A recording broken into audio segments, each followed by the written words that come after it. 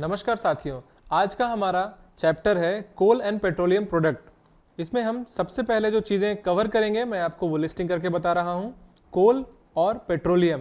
दूसरा, types of natural resource, मतलब natural resource के कितने प्रकार होते हैं। उसके बाद हम पढ़ेंगे फॉसिल फ्यूल, उसके बाद डिस्ट्रक्टिव डिस्टिलेशन और एनर्जी एंड इन्वायरमेंट। अब शुरू करते हैं। सबसे पहले जो चीज़ हमें समझनी चाहिए वो है एनर्जी। एनर्जी क्या होता है? ऊर्जा is ability to do work, मतलब किसी भी कार्य करने के लिए जो हमें ऊर्जा चाहिए होगी हम उसे एनर्जी कहते हैं। Energy is nothing but ability to do work. किसी भी कार्य को करने के लिए जो हमें ऊर्जा लगेगी हम उसे एनर्जी कहते हैं। अब ये जो एनर्जी होती है वो कांस्टेंट होती है, वो कंजर्व्ड होती है, मतलब हम उसे समा करके रख सकते हैं और वो समानता होती है। जैसा कि फर्स्ट लॉ में भी हमें ये बताया गया है, energy can neither be created nor be destroyed but it can transfer from one form to another form. अर्थात एनर्जी, ऊर्जा जो है वो ना ही बनाई जा सकती है ना ही पूरी की पूरी कभी छिन्न हो सकती है, बस ये अपने प्रकार बदलती रहती है। अब हम जैसा कि स्लाइड में आप देख पा रहे हो, ये अलग अलग तरह की होती है। जैसे सूर्य की रोशनी से मिलने वाली ऊर्जा, पेड़ों से मिलने वाली ऊर्जा, उसके बाद मिनरल से मिलने वाली ऊर्जा, बायोमास मतलब जानवरों से मिलने वाले जो पदार्थ हैं उससे जो ऊर्जा बनती है उसे बायोमास कहते हैं। विंड एनर्जी मतलब हवा के माध्यम से जो हम ऊर्जा बनाते हैं उसे हम विंड एनर्जी कहते हैं। पेट्रोल, कोल और न्यूक्लियर, ये जो हैं ये प्रकार हैं एनर्जी के। अब मूलतः जो रिसोर्स हैं जहां से हमें ये सारी चीजें एनर्जी जो हैं वो मिलती हैं उसे हम दो तरह से वर्गीकृत करते हैं। एक नेचुरल रिसोर्स।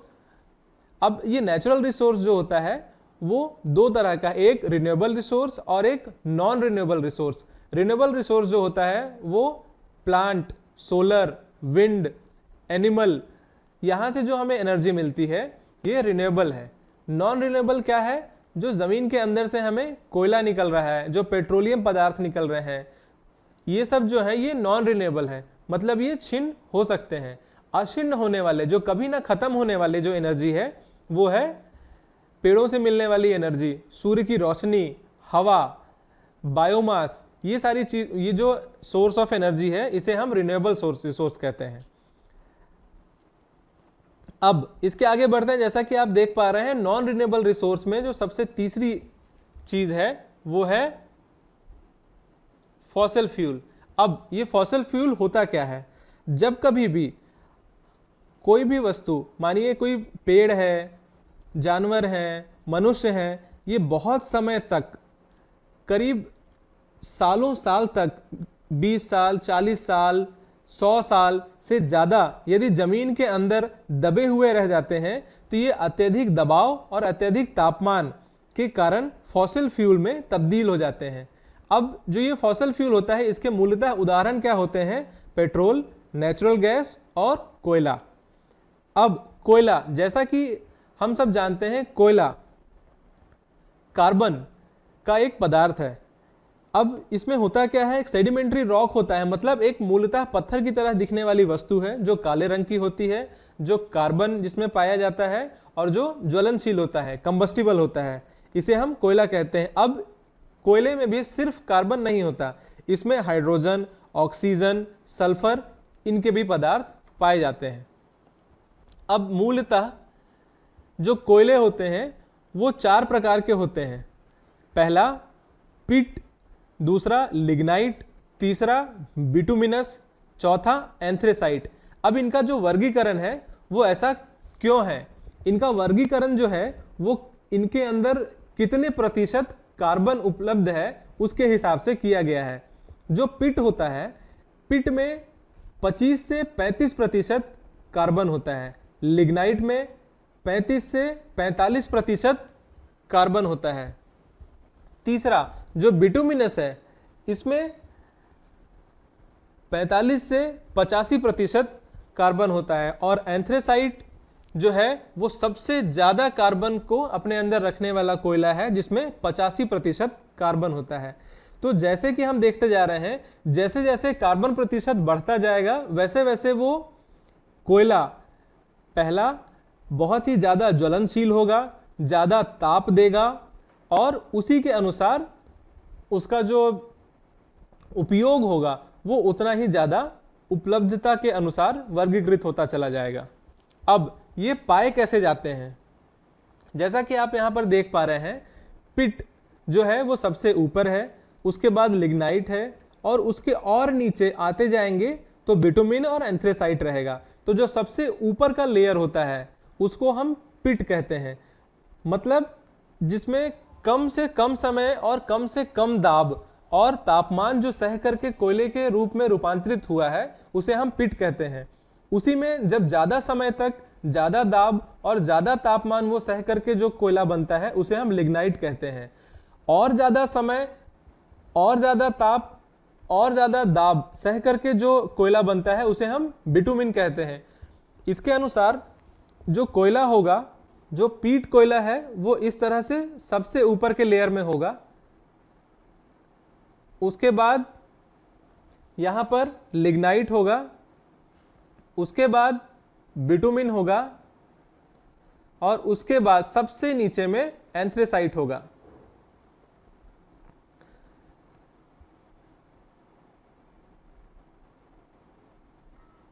यहां पर जमीन का ये वो सतह है जहां पर हम स्वयं रहते हैं। इसके नीचे जो सबसे पहली सतह होगी यहां पे पिट होगा। उसके नीचे जैसे ही और खुदाई होगी और नीचे आएंगे तो हमें लिग्नाइट मिलेगा। उसके नीचे हम और नीचे जाएंगे तो हमें ये तीसरे नंबर पे बिटुमिन मिलेगा।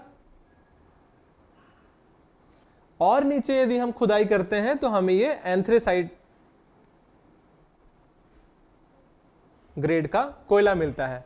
तो जैसा कि मैंने आपको बताया कि हमारे पास 4 मूलतः कोयले के प्रकार होते हैं। इसको हम किस तरह से वर्गीकृत करते हैं? पहला कार्बन के प्रतिशत से, दूसरा मूलतः पाए जाने वाले क्रम के तरीके से। सबसे ऊपर में पिट जिसमें कोयले का प्रतिशत 25 से 35% होता है। दूसरा लिग्नाइट जिसमें कार्बन का प्रतिशत 35 से 45 होता है, वो उसके बाद के लेयर में पाया जाता है। उसके बाद बिटुमिन, इसमें 45 से 85% कार्बन पाया जाता है और ये उसके भी लिग्नाइट के भी नीचे पाया जाता है। और चौथा होता है एंथ्रेसाइट जो कि 85% कार्बन अपने अंदर समाहित रखता है। अब इसको वर्गीकृत करने का एक और तरीका है जिसे हम कहते हैं ग्रॉस कैलोरीफिक वैल्यू। अब ये प्रश्न आता है कि ग्रॉस कैलोरीफिक वैल्यू होती क्या है? The amount of heat produced when equal quantities of coal are burnt is known as calorific heat। अर्थात इसका मतलब यह है कि जब भी हम कोयले को जलाते हैं तो जो उष्णा, जो ताप ऊर्जा के रूप में बाहर की तरफ निकलता है उसे हम हीट या फिर कैलोरीफिक कंटेंट कहते हैं। अब जब ये कैलोरीफिक कंटेंट होता है तो हर उस वस्तु को जिसको हम नापना चाहते हैं उसका एक अंक होता है।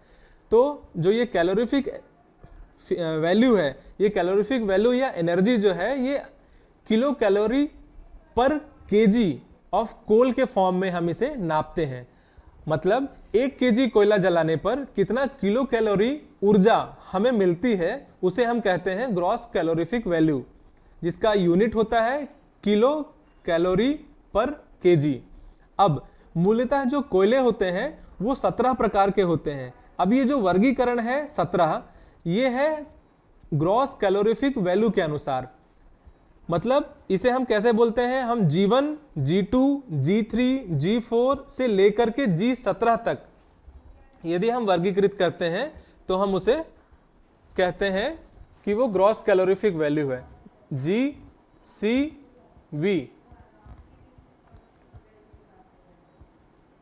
ग्रॉस कैलोरीफिक वैल्यू, इसकी यूनिट क्या होती है? किलो कैलोरी पर केजी। अब ये कितने प्रकार के पाए जाते हैं? G1 से लेकर के G2, G3, G4 और इसी तरह G17। अब ये देखते हैं कि इसमें G1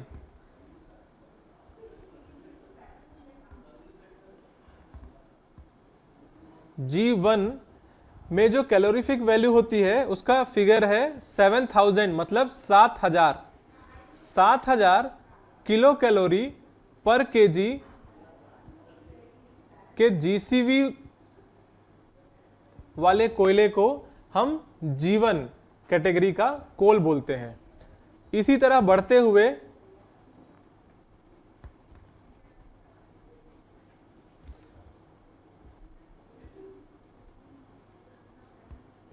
मैं जब G17 की बात करता हूं तो उसका 2200 से लेकर के 2500 तक किलो कैलोरी पर केजी जीसीवी होता है। तो इस माध्यम से हम ये समझ पा रहे हैं कि ग्रेड 1 मतलब G1 कैटेगरी का जो कोल होगा उसमें 7000 किलो कैलोरी पर केजी का जीसीवी वैल्यू हमें मिलेगा। और जब हम G17 की ओर आगे बढ़ते हैं तो जो G17 है वो 2200 से लेकर के 2500 किलो कैलोरी पर केजी का एनर्जी देता है, जिसे हम जीसीवी कहते हैं। मतलब ग्रेड 1 से लेकर के 17 तक है। और जो सबसे अच्छा कोयला कहा जाएगा वो कहा जाएगा G1, उसके बाद G2, फिर G3, फिर G4 और इसी तरह से जो सबसे लोएस्ट ग्रेड का कोयला होगा वो होगा G17। अब मूलतः ये जो कोयले होते हैं वो कहां कहां पर पाए जाते हैं? यदि हम भारत की बात करें तो ये मध्य प्रदेश, छत्तीसगढ़, झारखंड, असम, इन सब जगहों में ज्यादा पाए जाते हैं। यदि मैं सिर्फ छत्तीसगढ़ की बात करूं तो ये कोरिया जिले, कोरबा जिले, इन सब जिलों में सबसे ज्यादा पाए जाते हैं। और मूलतः यदि मैं ग्रेड वाइज बात करूं तो G4 और G5 के ग्रेड के कोयले जो हैं वो हमारे कोरबा जिले के रजगामार, बगदेवा, इन सब कोल माइंस में से निकलते हैं। और जो G11 है इस ग्रेड का कोयला गेवरा, दीपका और कुसमुंडा से निकलता है। अब इनके उपयोग कहां पर होते हैं? इस तरह के जो कोयले होते हैं इनके उपयोग कहां पे होते हैं? ये जो कोयले होते हैं ये पावर प्लांट में यूज होते हैं थर्मल एनर्जी बनाने के लिए। इसके अलावा इनका सीमेंट इंडस्ट्री में भी यूज होता है। इसके अलावा स्टील इंडस्ट्री में भी यूज होता है। तो ये कोयले जहां पर भी मुझे ताप विद्युत केंद्र होते हैं वहां पर ये बनता है। मतलब जहां पे या तो बिजली बनाई जाती है या तो किसी ना किसी वस्तु को गर्म करने के लिए एनर्जी की जरूरत पड़ रही है, वहां पर हम ये कोल को यूज करते हैं। मतलब हमारे CSEB प्लांट में जहां से हमें बिजली मिलती है वहां पर भी यूज होता है। हमारे बाल्को प्लांट में जहां एल्युमिनियम बनता है वहां पर भी ये कोयले यूज होते हैं। जहां पर NTPC जो बिजली ताप विद्युत केंद्र है वहां पर भी ये कोयले का प्रयोग होता है। तो अभी तक हमने मित्रों जो जो चीजें समझी हैं, पहला एनर्जी, दूसरा रिसोर्स, उसके अलावा natural resource, renewable resource, non renewable resource, fossil fuel, कोयले, उनके प्रकार और उनके ग्रेड्स, और उन कहां कहां पर वो मिलते हैं और कहां कहां पर वो उपयोग में पाए जाते हैं, इन सब चीजों को समझा है। अब हम आगे बढ़ते हैं। तो जो दूसरा चीज है जो हमें इस चैप्टर में पढ़ना है वो है पेट्रोलियम।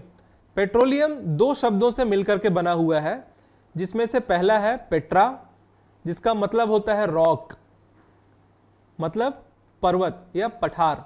दूसरा ओलियम, मतलब तेल, ऑयल। तो यदि मैं पेट्रोल को दो अलग अलग तरीके से संधि विच्छेद करता हूं तो निकल करके पहला शब्द आता है पेट्रा, दूसरा आता है ओलियम। पेट्रोलियम पहला शब्द पेट्रा मीन्स रॉक, दूसरा ओलियम, ओलियम मीन्स तेल।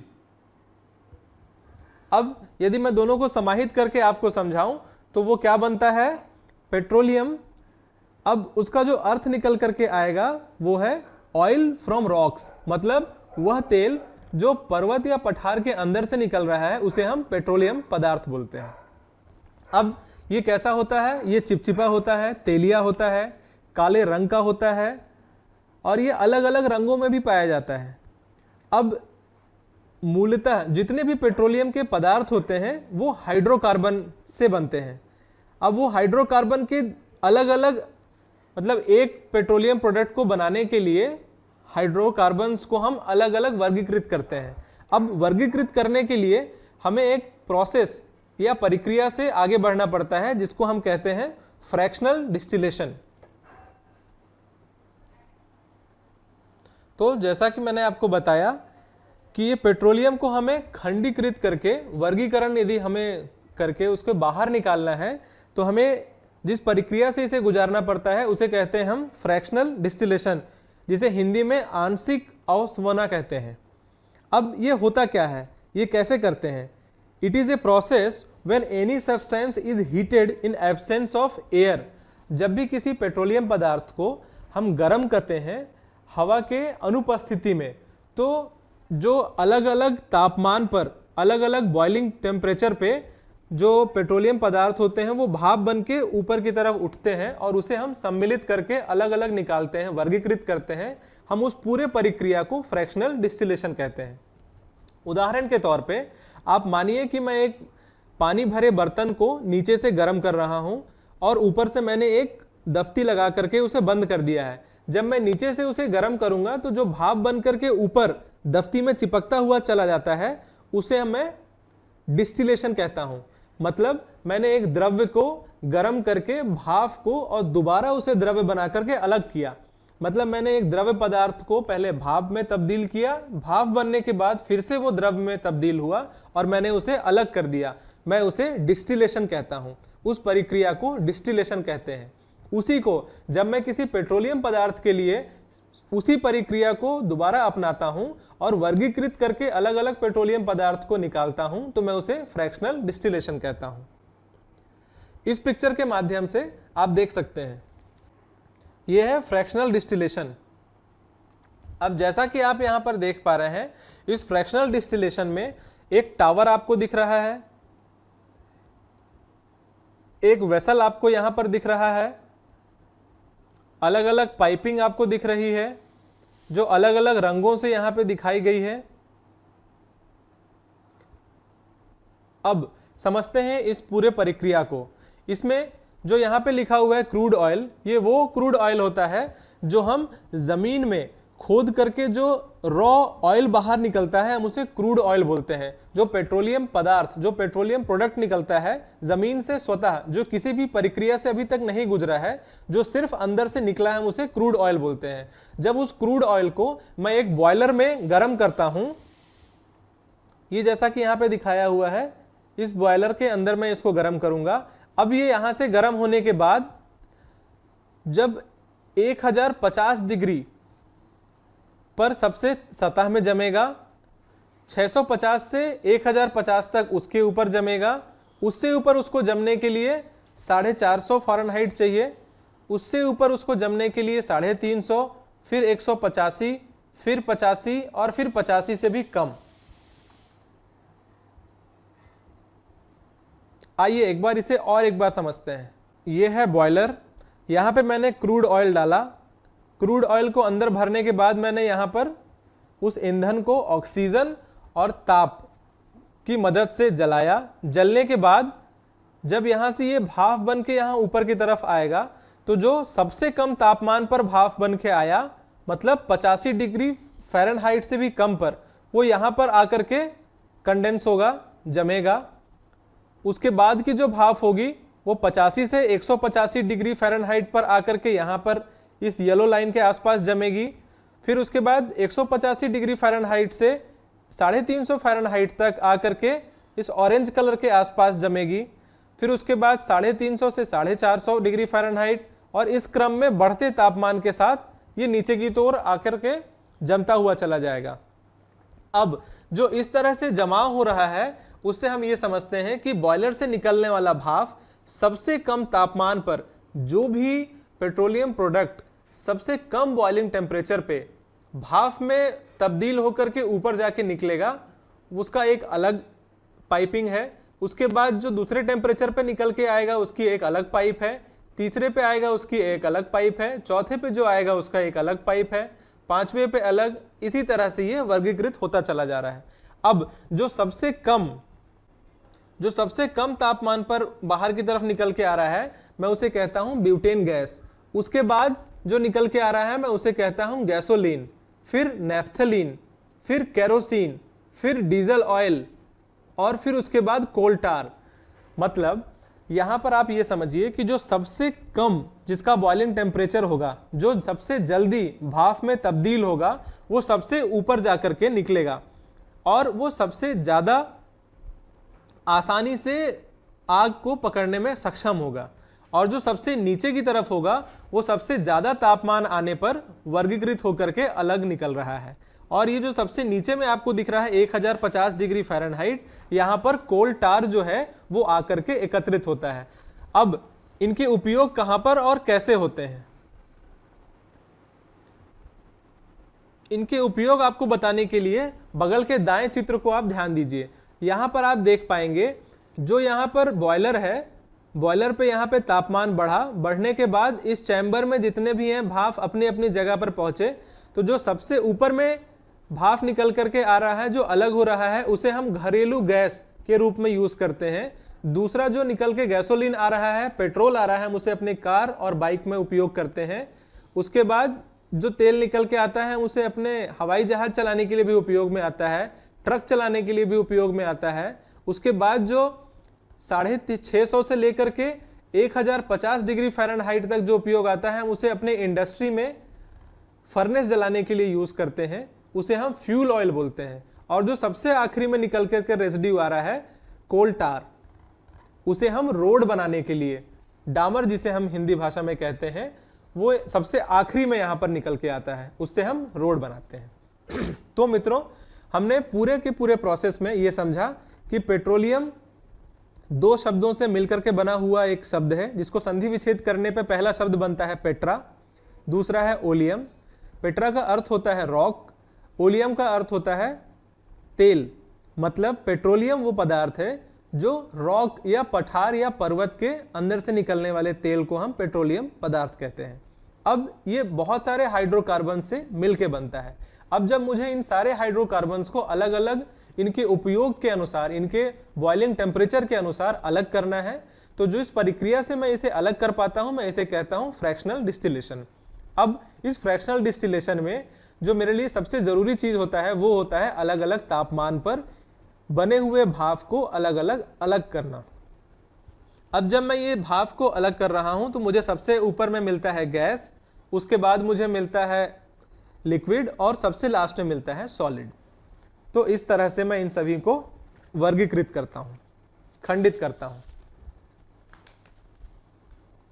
अब इसके इतिहास के बारे में यदि हम समझते हैं तो जो इसकी हिस्ट्री है वो कुछ इस तरह की है कि सऊदी अरब में सबसे पहले इसको उपयोग में लाने के लिए वहाँ के एक व्यक्ति विशेष ने, वहाँ ज़्यादातर जो पेट्रोलियम प्रोडक्ट होते हैं, वो हाइड्रोकार्बन जो होते हैं, वो सतह के बहुत ही करीब पाए जाते हैं। मतलब थोड़ा सा ज़मीन खोदने पर वहाँ पे पेट्रोलियम पदार्थ मिलते हैं।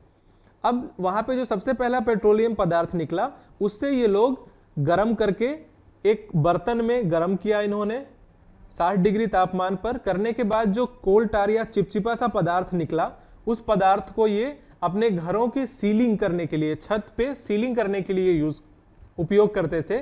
और साथ में जो घर बनाने के लिए जो जुड़ाई होती है, उसमें ईंटे के साथ उसका उपयोग करके अच्छे जोड़ के लिए उसका उपयोग करते थे। इसके बाद धीरे धीरे डिस्टिलेशन के प्रोसेस जो हैं वो टेक्नोलॉजी आने के बाद धीरे धीरे और इन्हांस होते गए और अच्छे हो गए, तब्दील होते गए। और समय के साथ अब हमारे पास बहुत अलग अलग तरीके के पेट्रोलियम प्रोडक्ट अवेलेबल हैं, उपलब्ध हैं। अब इसके उपयोग भी अलग अलग होते हैं। आज के समय में पेट्रोलियम पदार्थ से बनने वाले जेली हम अपने शरीर पर भी लगाते हैं, जिसे हम पेट्रोलियम जेली बोलते हैं। इसके बहुत सारे आउटपुट या निकलने वाले पदार्थ जो हैं, उससे अब प्लास्टिक प्रोडक्ट भी बनते हैं। तो साथियों, जैसा कि मैं आपको बता रहा था कि पेट्रोलियम प्रोडक्ट्स जो हैं उसमें जो सबसे ज़्यादा एनर्जी टेक्नोलॉजी इवॉल्व होने के बाद जो अभी उसके उपयोग की वस्तु जो बनने लगी है उसमें से एक है प्लास्टिक। प्लास्टिक जो है वो अलग अलग फील्ड में अलग अलग चीज़ों के लिए यूज़ होती है। जैसे हमारे आसपास में खिलौने, कंप्यूटर, मोबाइल, इन सब चीज़ों में अब प्लास्टिक की उपयोगिता बहुत ही ज़्यादा हद तक आगे बढ़ चुकी है। तो हमें अब आगे की ओर जब हम ध्यान देते हैं तो हमें यह देखना है कि इन प्लास्टिक्स को हम दोबारा कैसे यूज़ कर सकते हैं, मतलब हम कैसे इसको रिसाइकल कर सकते हैं। इसके रूप में एक प्रिंसिपल बहुत ही फेमस है जिसको हम बोलते हैं रीयूज, रिड्यूस और रिसाइकल। रीयूज क्या होता है? कोई सा ऐसा प्लास्टिक जिसको हम दोबारा यूज कर सके, जैसे कि प्लास्टिक की बनी हुई बोतलें, प्लास्टिक के बनी हुई बरनी। रिड्यूस मतलब हम कम से कम प्लास्टिक का उपयोग करें अपने जीवन में, हम स्टील के बर्तन यूज करें, हम कोई और ऐसी चीजें यूज करें जहां पर हम प्लास्टिक के उपयोग को अपने दैनिक जीवन में कम से कम उपयोगिता उसकी बनाए रखें। तीसरा होता है, यदि मानिए कि हम उसको दोबारा यूज नहीं कर पा रहे हैं, हम उसको कम नहीं कर पा रहे हैं, तो जो तीसरी चीज हमें ध्यान देने की है वो है रिसाइकल। अब ये रिसाइकल क्या होता है? रिसाइकल मतलब एक प्लास्टिक की वस्तु जो बन करके किसी ना किसी चीज के लिए उपयोग में आ चुकी है, अब मुझे उसे दोबारा तोड़ करके, दोबारा मोल्ड करके नई एक वस्तु बनानी है उस प्लास्टिक से। अब इसमें यदि मैं उसको रिसाइकल करता हूं तो मुझे नए प्लास्टिक की जरूरत नहीं है, पहले से जो प्लास्टिक उपलब्ध है कहीं ना कहीं किसी अदर फॉर्म में, किसी दूसरे तरीके से बनी हुई वस्तु है, तो मैं उसको दोबारा किसी चीज के लिए उपयोग में ला सक रहा हूं, दोबारा नए तरीके से बना करके। तो इसके लिए जो मैं बोलता हूं कि मैं पहले प्लास्टिक को तोड़ता हूं, तोड़ने के बाद उसको एक निश्चित तापमान पर गर्म करता हूं, गर्म करने के बाद मैं उसे फिर किसी दूसरे शेप में ढालता हूं। इस पूरे के पूरे प्रोसेस को प्लास्टिक रिसाइकलिंग कहते हैं। अब ये अलग अलग मानकों से पारित होकर के तब हम प्लास्टिक को रिसाइकल करते हैं। अब प्लास्टिक के वर्गीकरण को करने के लिए, क्योंकि सारे प्लास्टिक एक तरह के नहीं होते, तो मैं जब भी इसको रिसाइकल करूंगा तो मैं इसको अलग अलग तरह से वर्गीकृत करूंगा। अब जैसा कि आप कहीं पर भी जब भी प्लास्टिक यूज करते हैं तो आप इस निशान को देखे होंगे, ऐसा त्रिकोणीय एक निशान होता है जिसके अंदर में एक नंबर लिखा हुआ होता है, 1,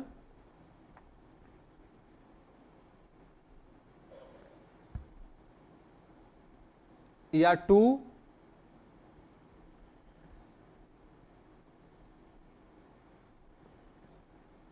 4, ऐसे करते करते 1, 2, 3, 4, 5 और 6, 7, मतलब 7 अलग अलग तरह के प्लास्टिक के वर्गीकरण किए गए हैं अलग अलग मानकों के अनुसार।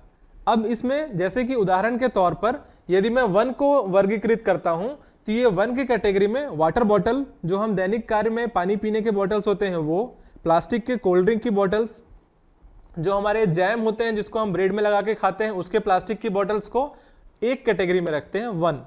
दूसरे कैटेगरी में आते हैं खिलौने प्लास्टिक जिससे खिलौने बनते हैं। दूसरा जूस के बॉटल्स, शैम्पू के बॉटल्स, ये दूसरी कैटेगरी में आते हैं 2। इनको बड़े ही आसानी से समझने के लिए आप किसी भी शैम्पू के बॉटल को या फिर खिलौने को, जब भी वो किसी मानक से बना हुआ है, तो आप उसको उठा करके जब पीछे की ओर देखेंगे तो वहां पे आपको ये एक त्रिभुज आकार शेप दिखेगा। इस चिन्ह के बीच में आपको एक नंबर लिखा हुआ दिखेगा, और सामान्यतः यदि मैं शैम्पू के बॉटल की बात करूं तो वहां पर 2 लिखा हुआ रहेगा, नंबर 2 लिखा हुआ रहेगा। इस प्रकार से मैं ये समझ सकता हूं कि ये कौन से वर्गीकरण की कैटेगरी में आ रहा है, कौन से कैटेगरी का प्लास्टिक है, 1, 2, 3। तो जब भी मैं इस प्लास्टिक को रिसाइकल करूंगा तो मैं उसी कैटेगरी के साथ में मिला करके ही करूंगा। तो ये बहुत ही ध्यान देने वाली चीज है। अब उसके बाद हम आते हैं कंबशन ऑफ फ्यूल। कंबशन क्या होता है? किसी भी चीज को जब हम जलाते हैं तो हम उस पूरे प्रक्रिया को कंबशन कहते हैं। जैसा कि आप इस त्रिभुज आकार शेप में देख सकते हैं, यहां पर आपको ईंधन दिख रहा है। ईंधन मतलब वो चीज जो स्वयं जलती है। यहां पे लकड़ी का उदाहरण आप ले सकते हैं, वुड, कोल, पेट्रोल, ये सारे के सारे आपके फ्यूल या ईंधन है। दूसरा ऑक्सीजन और तीसरा उष्णता। जब तक ये तीनों चीज कहीं पर उपलब्ध नहीं होते तब तक कहीं पर भी अग्नि नहीं हो सकती, आग नहीं लग सकता है। कहीं पर भी किसी भी ईंधन को जलाने के लिए हमें ऑक्सीजन और हीट मतलब उष्णता को देना अनिवार्य है। इसी कड़ी में यदि मैं ये समझूं कि यदि जितनी ऑक्सीजन की जरूरत है, मतलब यदि ऑक्सीजन वहां पे प्रचुर मात्रा में है, कोयले को हम उदाहरण के तौर पे कोयला लेते हैं, यदि हम कोयला को जला रहे हैं और वहां पे प्रचुर मात्रा में ऑक्सीजन है, तो जो उसके बाई प्रोडक्ट होंगे वो क्या होगा, CO2 प्लस तापमान। यदि मैं कार्बन प्लस ऑक्सीजन दोनों को जलाता हूं जबकि वो प्रचुर मात्रा में है, तो जो प्रोडक्ट निकल करके आएगा वो होगा CO2 प्लस हीट मतलब उष्णा। अब यहां पर देखिए आप, ऑक्सीजन जो है ये प्रचुर मात्रा में है। यदि यहीं पर ऑक्सीजन की मात्रा कम हो रही है तो जब अग्नि लगेगा, कंबशन होगा, तो वहां पर क्या होगा, C प्लस हाफ O2 मतलब वहां जो ऑक्सीजन की मात्रा है वो आधी हो गई है। तो जो मुझे प्रोडक्ट बन करके मिलेगा वो क्या होगा, CO मतलब कार्बन मोनोऑक्साइड प्लस हीट। अब इसमें क्या अंतर है, C प्लस O2। यदि प्रचुर मात्रा में ऑक्सीजन मुझे मिलता है तो जो प्रोडक्ट मुझे मिलता है वो होता है कार्बन डाइऑक्साइड।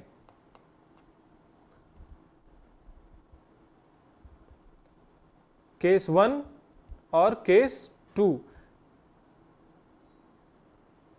केस 1 में कार्बन जब प्रचुर मात्रा ऑक्सीजन के साथ होता है तो जो बन के आता है वो होता है कार्बन डाइऑक्साइड और साथ में हीट। लेकिन जब कार्बन आधा ऑक्सीजन की मात्रा उसे मिलती है, जितनी मिलनी चाहिए उससे आधा, तो वहां पे जो बन के निकलेगा वो होगा कार्बन मोनोऑक्साइड और हीट। अब यहां पर अंतर क्या होता है, जो ये कार्बन मोनोऑक्साइड है ये बहुत ही हानिकारक गैस है। ये जो CO2 है ये बहुत ही हानिकारक गैस है। ये हमारे शरीर को, हमारे आसपास के जानवरों को, पेड़ पंछियों सबके लिए बहुत ही हानिकारक है। अब जो ये CO2 निकल रहा है, यदि मेरे पास प्रचुर मात्रा में ऑक्सीजन है और वहां पर कोई भी कंबशन प्रोसेस हो रहा है, कंबशन की प्रक्रिया हो रही है, तो वहां से जो ये CO2 निकल रहा है, ये भी जो हमारे आसपास के पेड़ होते हैं ये इसको लेते हैं, फोटोसिंथेसिस करते हैं और फोटोसिंथेसिस करने के बाद हमें ऑक्सीजन वापस कर देते हैं, तो जो हमारे श्वास लेने के लिए बड़े ही आसानी से हमारे आसपास उपलब्ध होती है।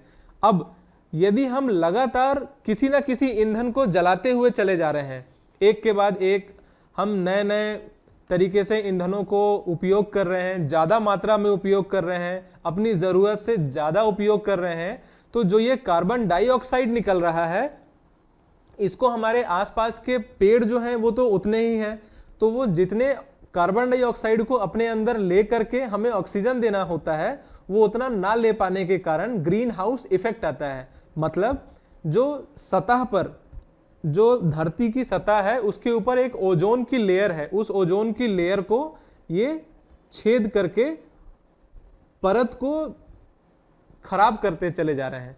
तो हमें इस चीज को सोचते हुए क्या करना है कि हमें कम से कम ईंधन पर अपने कार्यों को समाप्त करना है। अब पहला तो हुआ कि हमें ये कार्बन डाइऑक्साइड कम से कम जनरेट करना है या बनने देना है। दूसरा, यदि कहीं पर कम ऑक्सीजन में ये कार्बन मोनोऑक्साइड जनरेट हो रहा है तो ये हमारे स्वास्थ्य के लिए बहुत ज़्यादा हानिकारक है। हमें इस तरह की किसी भी कंबशन प्रक्रिया को रोकना चाहिए, बंद करना चाहिए। अब इन दोनों चीज़ों से हमें ये समझ में आता है कि हमें कम से कम ईंधन का उपयोग करना है और जहां कहीं पर भी कंबशन की प्रक्रिया हो रही है वहां ऑक्सीजन प्रचुर मात्रा में होना चाहिए, नियंत्रित भी होना चाहिए। अब इसके लिए हम क्या क्या कदम उठा सकते हैं। उदाहरण के तौर पे हम जब भी गाड़ी से निकलते हैं, अपनी बाइक या कार लेकर के हम रोड पर जा रहे हैं, तो हमें जब सिग्नल पर कहीं गाड़ी अपनी खड़ी कर रहे हैं तो हमें इंजन बंद कर देना चाहिए, कम से कम ईंधन का उपयोग करना चाहिए, ज़्यादा से ज़्यादा साइकिल और पैदल चलने की आदत को हमें अपनाना चाहिए। हमें अपने टायर को का जो प्रेशर होता है, एयर प्रेशर, उसको लगातार अंतराल में चेक कराते रहना चाहिए। अपनी गाड़ी का मेंटेनेंस कराना चाहिए। हमें सीएनजी से चलने वाली जो गाड़ियां हैं उनका प्रयोग पर ज़्यादा बल देना चाहिए। ये जो चीज़ें हैं इस पे हमें ध्यान देना चाहिए ताकि हम कम से कम कार्बन डाइऑक्साइड और कार्बन मोनोऑक्साइड के उत्सर्जन पर नियंत्रण रख सकें। तो मित्रों, हम आज के अपने इस चैप्टर को समराइज करते हुए ये देखते हैं कि हमने आज क्या क्या सीखा है। आज हमने सबसे पहले ये सीखा नेचुरल रिसोर्स क्या होता है, कितने प्रकार की एनर्जी होती है। उसके बाद हमने देखा different types of natural resource, renewable resource, non renewable resource. उसके अंदर में biomass, solar energy, wind energy. उसके बाद नॉन रिन्यूएबल में minerals, petroleum product, fossil fuels. Fossil fuels के अंदर में हमने देखा पेट्रोलियम प्रोडक्ट्स। पेट्रोलियम मतलब पेट्रा, दैट इज रॉक, मतलब पत्थर, पठार, और oleum means oil, means the oil which generates from rock is known as petroleum. वो तेल जो पठार या पत्थर से निकल करके आ रहा है उसे हम पेट्रोलियम बोलते हैं। अब इसको हम अलग अलग पेट्रोलियम पदार्थ को अलग अलग करने के लिए जिस प्रक्रिया का उपयोग करते हैं उसे हम बोलते हैं फ्रैक्शनल डिस्टिलेशन। इससे हम सारे अलग अलग द्रव्य को और गैसियस पदार्थ को अलग कर पाते हैं ताकि उसका उपयोग अलग हो और नियंत्रित और बहुत ही सुनियोजित तरीके से हो। इसके बाद हमने पढ़ा कि पेट्रोलियम प्रोडक्ट से हमारे यहाँ प्लास्टिक भी बनता है। प्लास्टिक का उपयोग हमें कम से कम करना पड़े उसके लिए हमने जिस प्रिंसिपल का समझा वो था रिड्यूस, रीयूज और रिसाइकल। अब ये रिसाइकल क्या होता है कि हमें उसे दोबारा तोड़ना है और अपने ज़रूरत के अनुसार दोबारा ढालना है ताकि हमें नए प्लास्टिक ना बनाने पड़े। अब जब ये हम रिसाइकल करेंगे तो अलग अलग वर्गीकृत तरीके से प्लास्टिक्स होते हैं जिसका एक मानक का तरीका होता है जिसे हम 1, 2, 3, 4, 5, 6, 7 टोटल 7 कैटेगरीज में बांटते हैं। तो साथियों, इसी के साथ आज का ये टॉपिक समाप्त होता है। धन्यवाद।